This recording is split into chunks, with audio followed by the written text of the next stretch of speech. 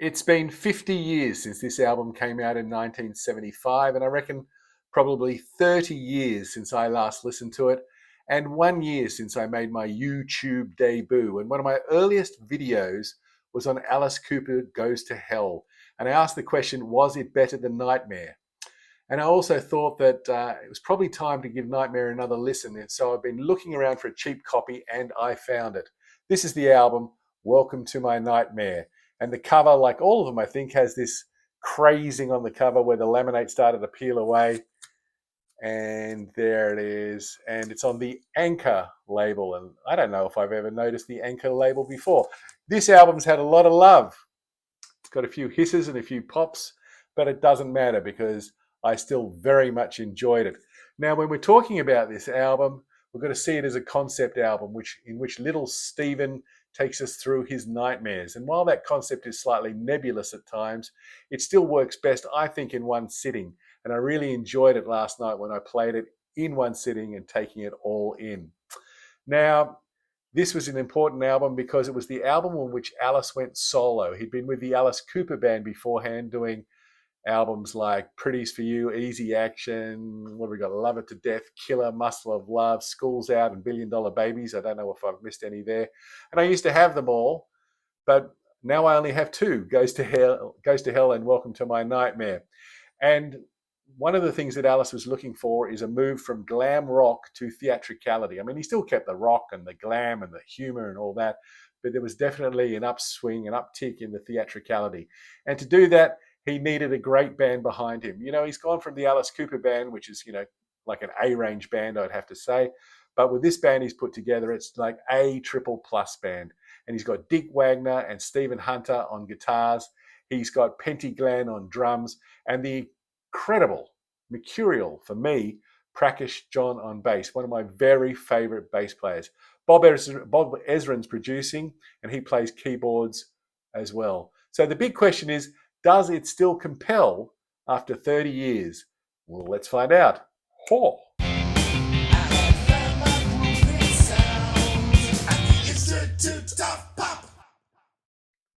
Welcome to My Nightmare. The title track starts off this album, and it begins with that iconic acoustic guitar riff.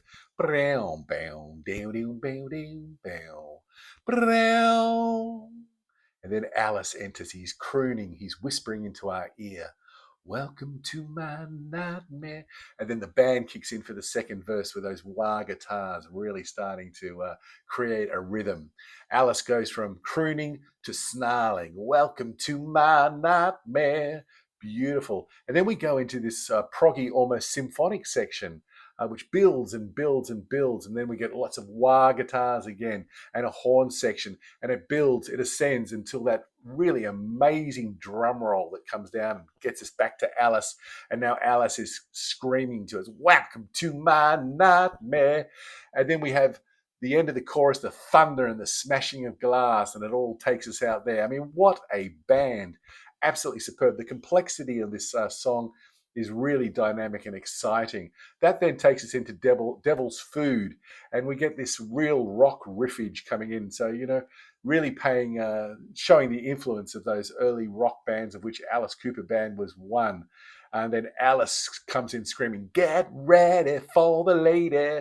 She's gonna be a treat. And I love that section of Devil's Food, you are devils, always ascending and ascending and ascending. And just when it feels like we can't take any more, it all breaks down and you can hear the band just riffing over this song in the background as we go into the gallery with Vincent Price.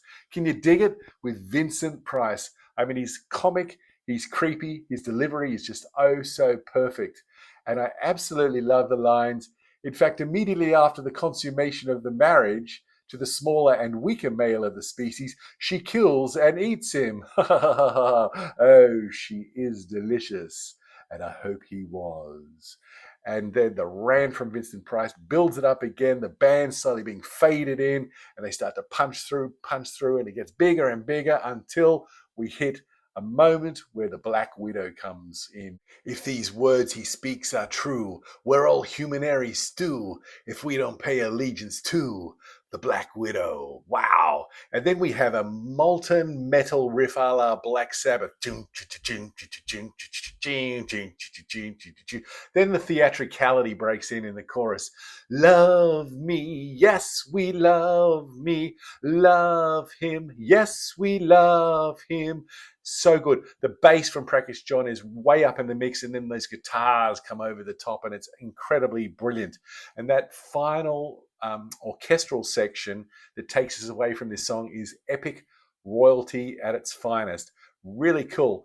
And then after those three songs, which have started us off, we come down. We need a breather. We maybe need to go to some soft shoe, sort of vaudeville style of theatricality, and we get that in Some Folks. And we get that finger snapping and the jaunty piano starting off, and it's some folks love to see red.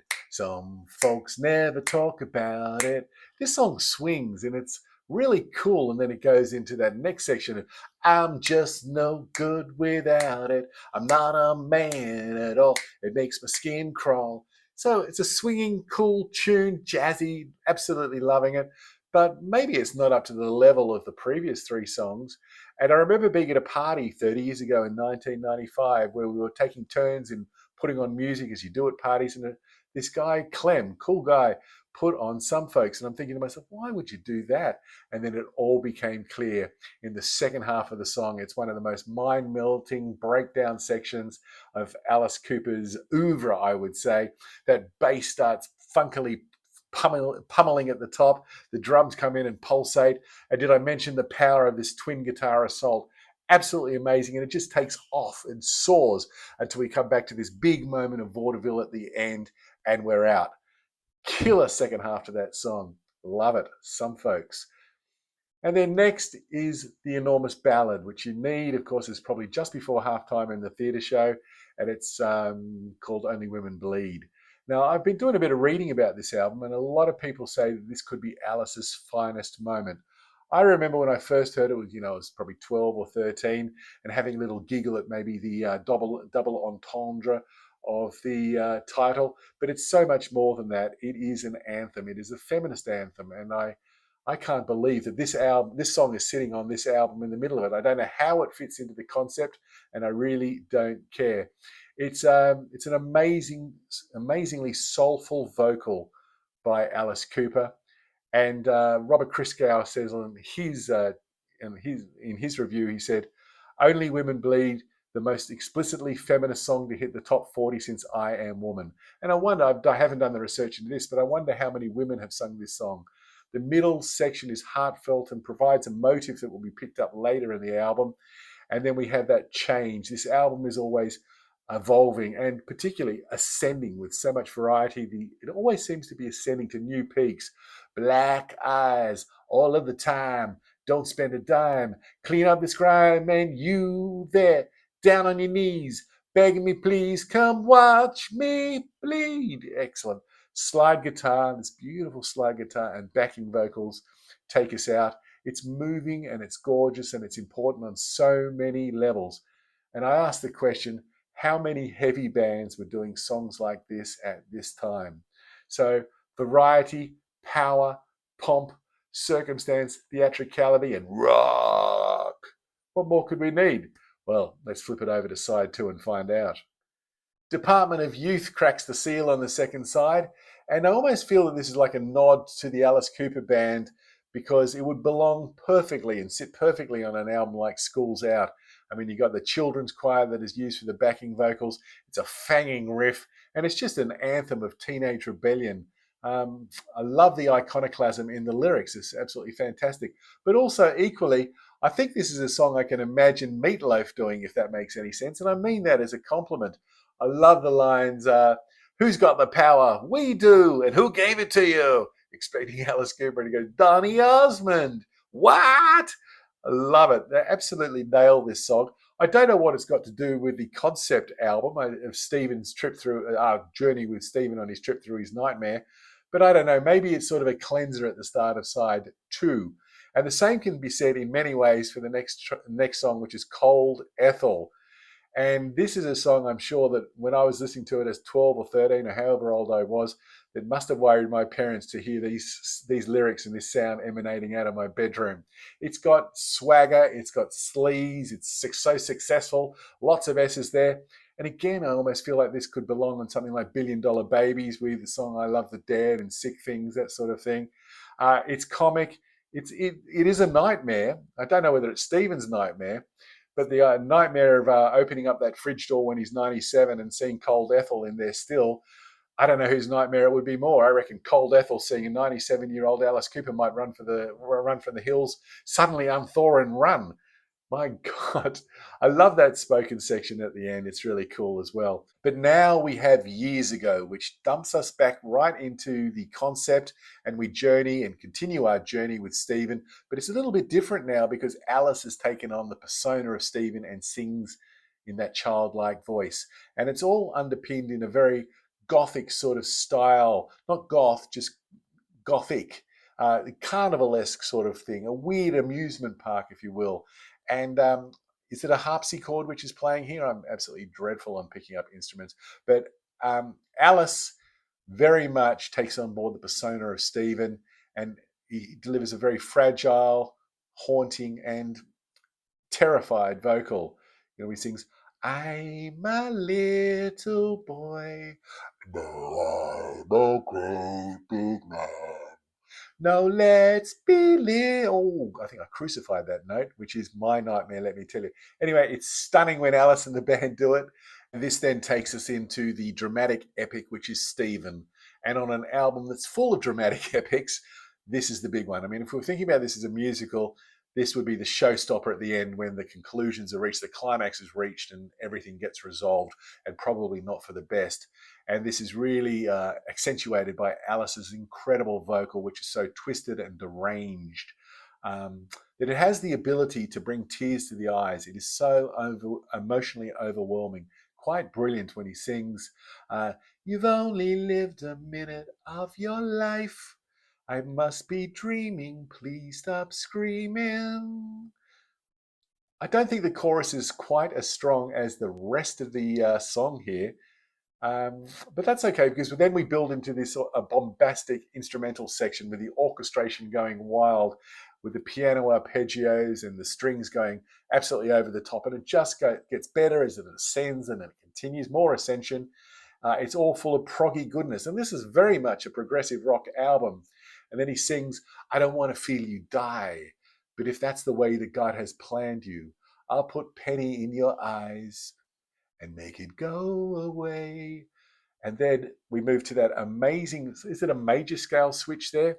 Grandiose ending. And I can just imagine it's the sort of thing I could picture Rocky climbing the set of steps at the in Philadelphia to this moment of triumph. Quite incredible. But then rather than build on the success or the grandeur that was in Stephen at the end of Stephen, should I say, we sink further down into the nightmare with the song The Awakening. And this is a song I didn't remember too well. I must have sort of taken my ears out of the experience when I was listening to it, like when I was 13, 14 as a young teenager. But it is a crucially critical song here because it begins with those sweet bells jangled out of tune and harsh, as Ophelia would say, and some of them in reverse as well.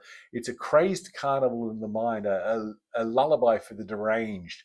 And we've got the spoken word middle section, which is a return to the musical motif of "Only Women Bleed."